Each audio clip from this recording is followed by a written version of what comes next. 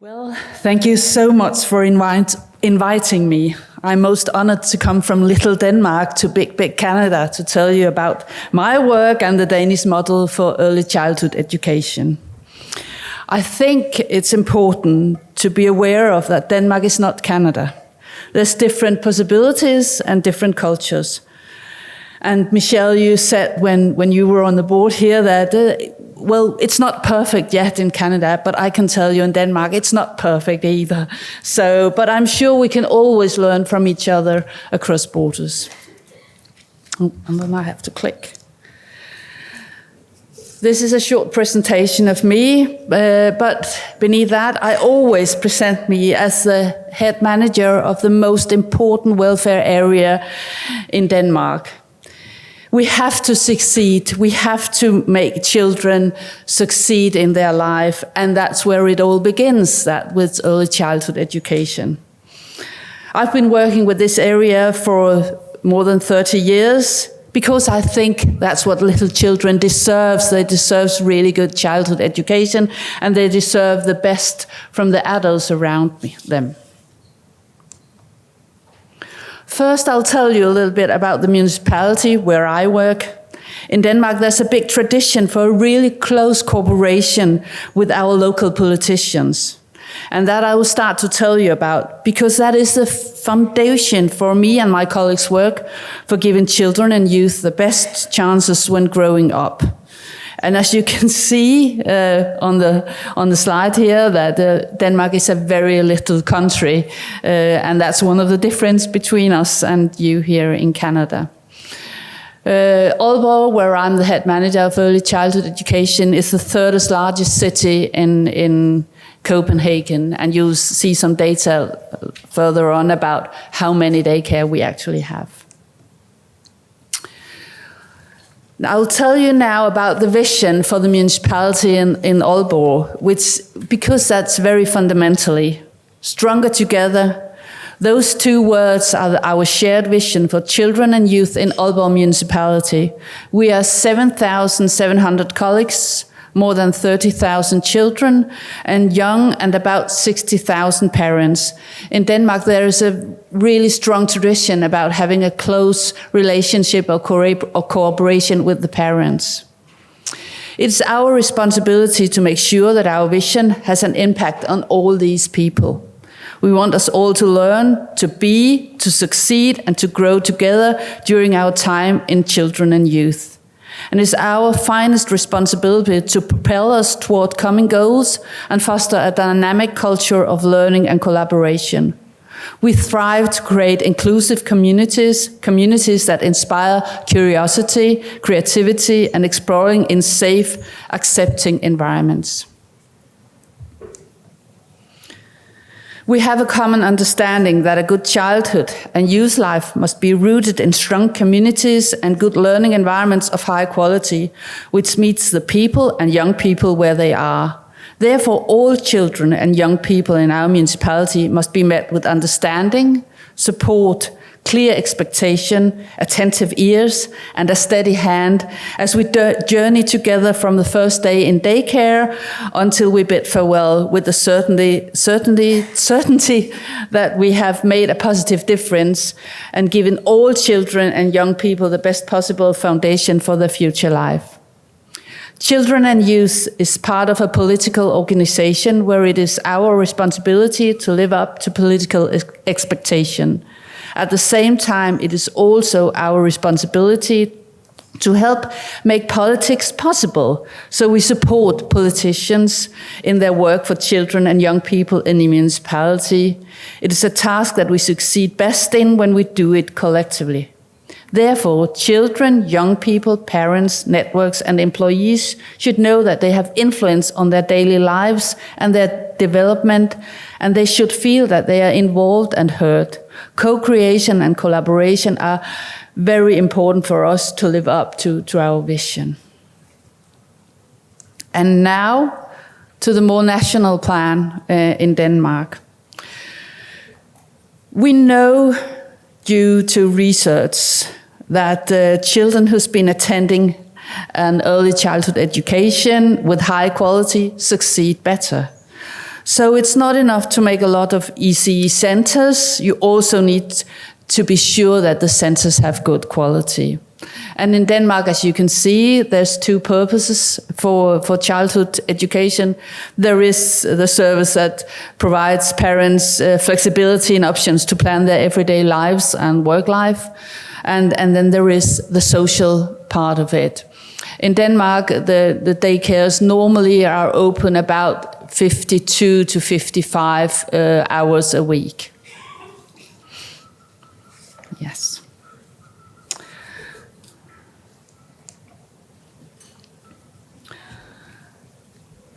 The legal framework for the early childhood education is the Act on Early Childhood Education. And it is the state that set the frame and the municipalities that fill them out. In Denmark, I think because we are such a small country, we do have a very close cooperation with the state, with the government, with the employees there. So I often talk with the ministers about early childhood education. So we do have quite a lot of influence out there. We typically do public childminding for children between 6 months to 3 years. We do nurseries for children between 6 months and 3 years. And we do kindergartens for children between 3 years and school age. And then there's 8 integrated facilities for children between 6 months and 6 years. And that's really what the parents like. The last one, because they only have to deliver the children one place and in all of them, and so they're very, very popular, and that's what we're building now. With next year, I'm going to have 5 new 8 integrated facilities, and they're all for about 100 to 150 children, and the family just loves that they can just leave them one place and we'll pick them up again. And then there is the private daycare facilities run by private actors and the independent daycare facilities run by independent organizations.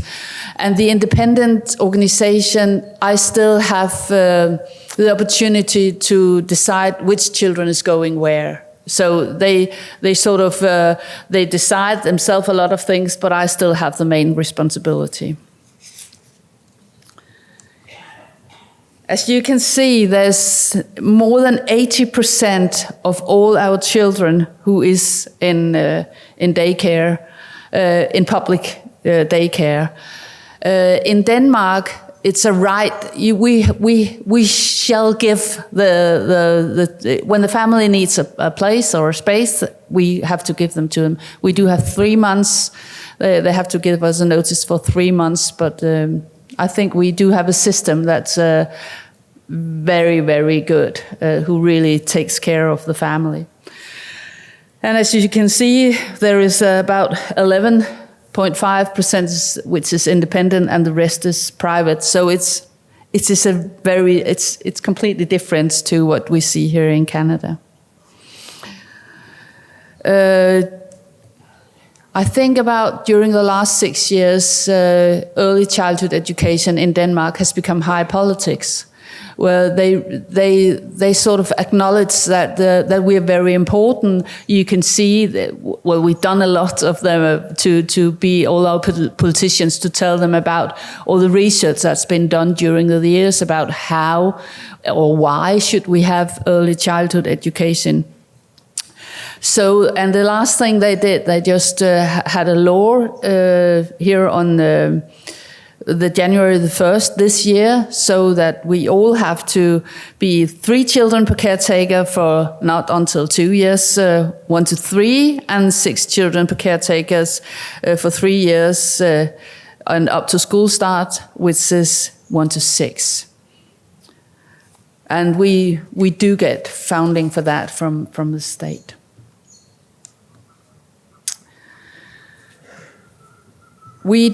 I'll tell you a little bit more about how we educate or how many we educate. But in Denmark, there is now, well, that's numbers from 2021, 57.9% of staffs were ECEC's teachers, and I'll tell you about what that means. But in Aalborg, where I'm working, we do have that privilege that I have educated staff for more than 70%. But still, as Michelle said, nothing is perfect here, nothing is perfect in Denmark. We do have trouble recruiting. We do have staff shortness. We do have problems about getting the right recognition for them. And we do have lower payment, not low, but lower than teachers.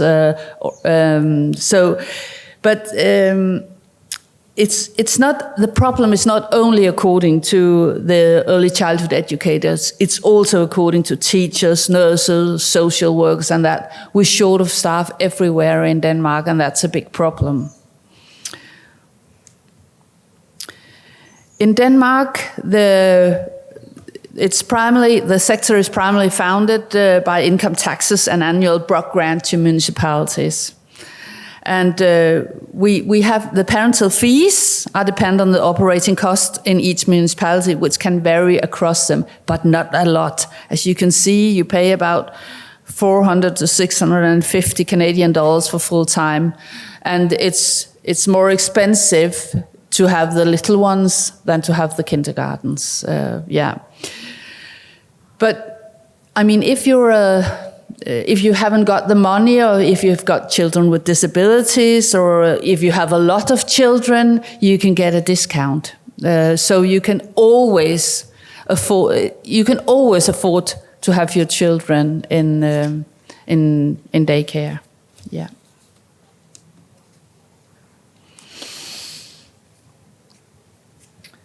We do have a national curriculum, which we have to the state set the frame, and then we have to work it in, how it fits in for the single municipalities.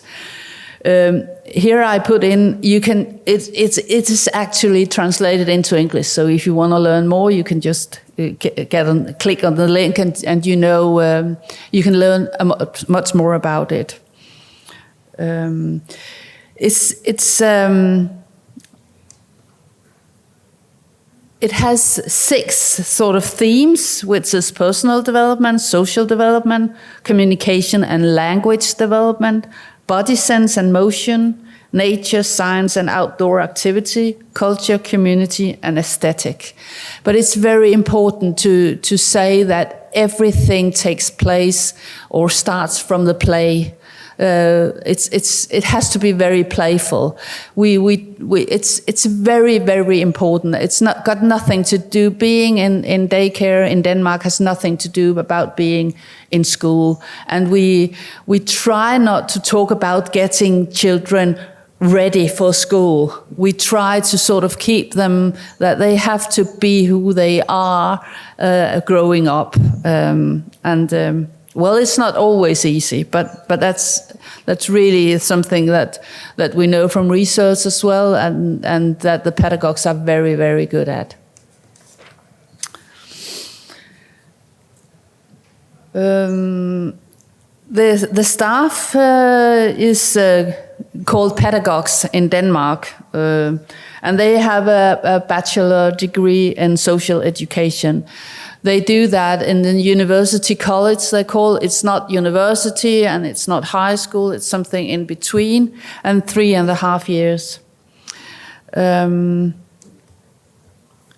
As it is now, they do about 2.5 years in the classroom at the university college, and then they do a little more than a year out in practice. So we do have 2 long-term practice and then a short one. And then when they do their final exam, they do have to work together with practice as well.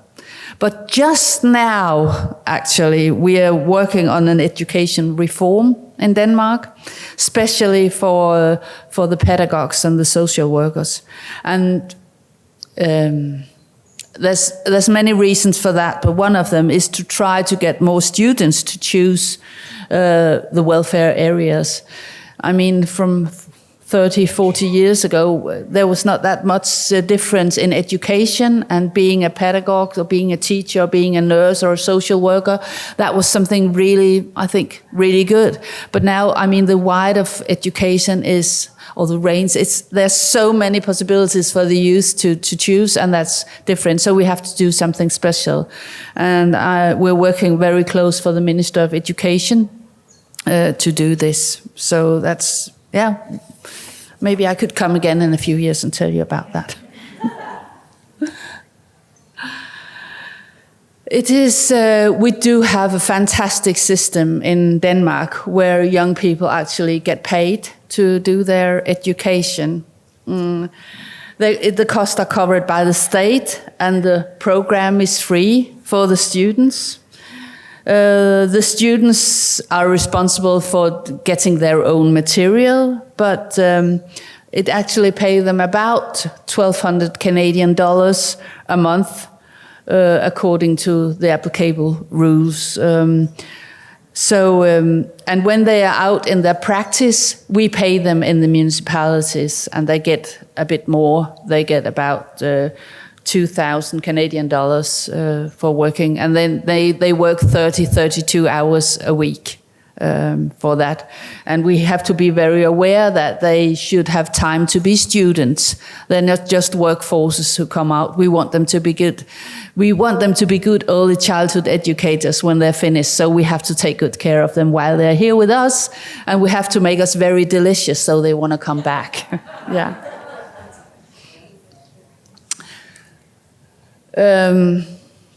Well, about 3 years ago, we had some bad incidents in Denmark, where journalists went into early childhood educators with hidden cameras, and it wasn't nice reading. It was in Copenhagen, of course, not in my hood.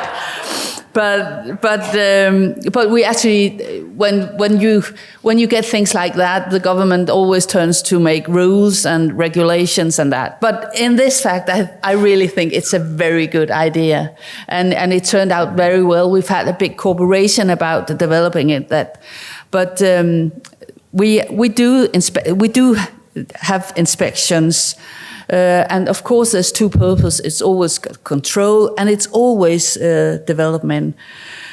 But of course, there should be an inspection, and of course, there should be control. But I think the most important things for me in my municipality is that there's always a development. They're always looking ahead. What are we going to improve, and how we're going to do it? And we really have to be able to do that support in the municipalities. And I think that's one of the absolutely most important things in Denmark.